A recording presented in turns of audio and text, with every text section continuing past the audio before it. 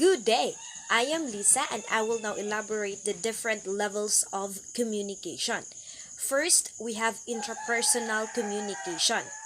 Have you ever tried of thinking about something, writing notes to remind yourself of something you need to do, or talking to yourself? If yes, all of these are all forms of intrapersonal communication. In this level, you are both the person sending and receiving the message. Because you play the dual role, chances of misinterpretation or miscommunication are essentially not existent. After all, most people do not have barriers to clear communication with themselves. Second, we have interpersonal communication. The common things that we do, like talking with another individual, exchanging text messages or emails, video conferencing, or even nonverbal like shrug on our shoulders or meaningful glance are all examples of interpersonal communication. This level of communication usually involves two persons, the one who sends the message and the other one who receives the message. The most significant setting for interpersonal communication is direct face-to-face communication between two people. It is also considered as the process that individuals do to communicate their ideas, their thoughts, and feelings to one another. Interpersonal communication skills are learned behaviors that can be improved through knowledge, practice, and reflection. Third, we have group communication. So when we speak of group, it is the crowd who came together for the same purpose and to reach for the same goal. So group communication refers to the level of communication which more than two people communicate each other in the same group and affect each other with the opinions they have.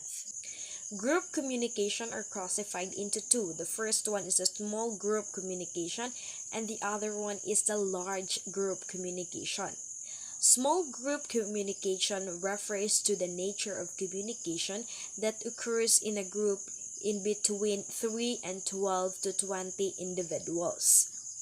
It generally takes place in a context that mixes interpersonal communication interactions with social clustering. On the other hand, large group communication is a general description for organizational communication as a communication context describing a large number of individuals who are members of the group. A company is an example of large group communication context with specific media, language, codes, and methods of interaction that distinguish it from other companies or other groups. Unlike small group communication where members interact primarily on synchronous and personal ways, large group communication use host of synchronous and asynchronous methods and media. Fourth, we have public communication. Public communication refers to the public speeches or the speeches that we deliver in front of many audiences. It serves three main purposes. The first one is to entertain, the second one is to persuade, and or to inform. It is different from any other forms of interaction in that it requires greater level of planning and preparation on the part of the speaker and is less direct interaction. Audience members can still communicate or interact with the speaker via mostly non-verbal symbols, but there is lesser degree in give and take than there is in one-on-one conversation. Lastly, we have mass communication. Mass communication refers to any type of media that is used to communicate with mass audiences.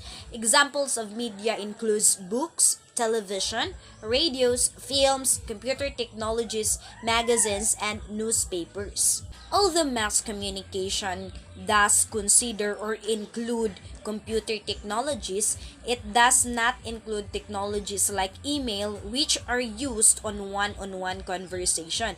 Because if that so happens, then it will turn into interpersonal communication. Mass communication is also responsible of giving us views of events, issues, and people's culture that differ from ours. It enables us to learn and discover what's going on in distant places in the world and lets us learn the viewpoints of people and cultures with whom we do not have direct contact. To sum it up, we have five levels of communication. The first one is interpersonal, group communication, which is classified into two, small and large group communication, and then public communication. Lastly, we have mass communication. Let us now move on to the basic tenets or maxims of communication. These maxims are proposed by linguist Paul Grice to describe principles that people intuitively follow in order to guide their conversations and make their communicative efforts effective. These are also called Grice's maxims of conversation. There are four main maxims, namely maxims of quality, maxims of quantity, maxims of relation, and maxims of manner. Let's go first with maxims of quantity or be informative. There are two main maxims of quantity. First, make your contribution as informative as is required. Another thing is do not make your contribution more informative than is required, meaning leave out those unnecessary details. Let's take an example. If person A asks you, "Where is the mayor's office?" then you would answer, "Not far." That is not an appropriate one. If we will apply maxims of quantity, you will answer, "Down the road about 50 meters past the second left." In this way, you are more informative in answering the person. Let's jump to the second maxims of communication, namely maxims of quality or be truthful. There is only one super maxim and two sub maxims of quality. The super maxim is try to make your contribution one that is true. The first sub maxim is do not say what you believe to be false, meaning avoid stating information that you believe might be wrong unless there are some compelling reasons to do so. If you do choose to include it, provide a disclaimer that points your doubts regarding the information. Second sub-maxim is do not say that for which you lack evidence, meaning avoid including information that you can't back up with supporting evidences.